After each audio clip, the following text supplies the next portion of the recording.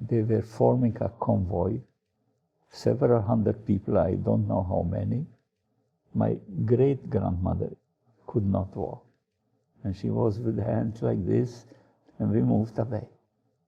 That was the end of one life of the 6 million.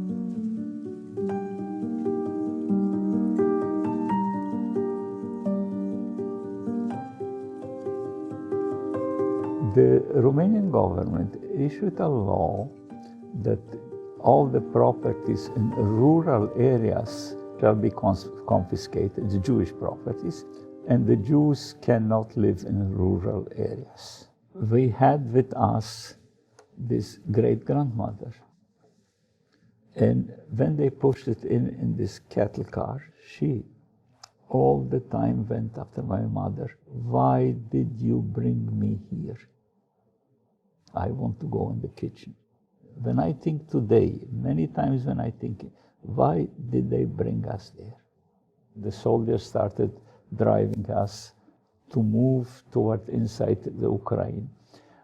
And then one night we ran away and we ended up in a smaller village called Ivashkovets. And the Ukrainer let us in a kind of summer kitchen. This first winter was the most difficult, and I think a large number that perished in Transnistria. The two main causes was hunger and typhus. Essentially, all the food procurement was based on bartering. You gave something to the Ukrainian peasants, and you got some food.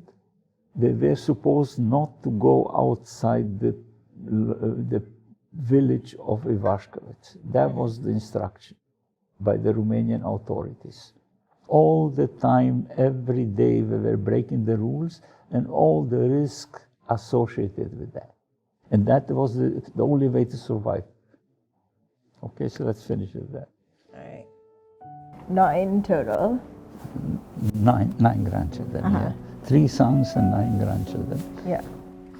My grandparents are Holocaust survivors. That's one reason why David's story really spoke to me, because they're in the setting and in a lot of it, it's kind of similar to my grandma's.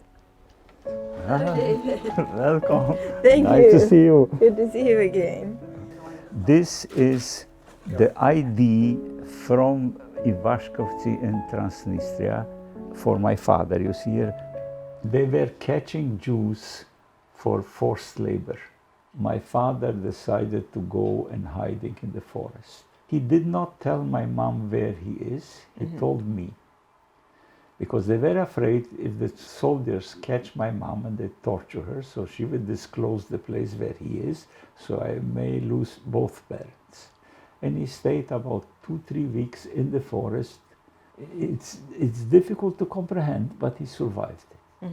It seemed like, there are all these forces acting on David and his family, and they were just so random and so senseless that it almost feels like a force of nature. And I'm kind of thinking, try to have an immersive forest around you. I went to the forest, I heard some noise, and I started running, and I fell with the wood on me, and I dislocated this shoulder. Look how it looks like. You see, this is a normal hand. Yeah. And this is the way I ended up. When the Germans were retreating, small groups of soldiers were running whatever they could. And the partisans decided, they were so upset that one of their people was killed, that they decided to hang them. And one of the hanged fell down and ran away. And I remember on one side was my father with the axe waiting for the Germans, and on the other side I was waiting to the Germans to come. Well, no German came, nothing happened. And that was basically the first day of liberation. Here is pictures, basically. This is me as a baby, this is my mother, this is my father, and this is my grandfather from my father's side. So that is all what I have from that period, because we came back with nothing. People have similar stories, one way or the other. It's to make the story in such a way that it generates some interest for the younger people to read it, to get familiar, because they do not know. Basically, the older generation who did all those bad things, they didn't talk to the younger generation. In the Jewish population, it is more, people get more educated, they get more exposed, because they are families, grandparents, uncles, there is. But in the general population, that is, to me, the most important thing, is to share the story with the general population so they realized what happened and to avoid it happening again.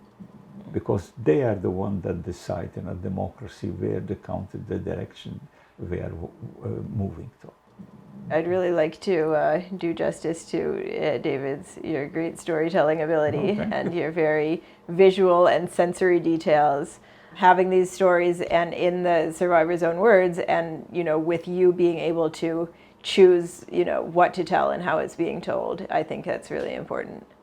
So tell me, what happened next with all this material that you collected?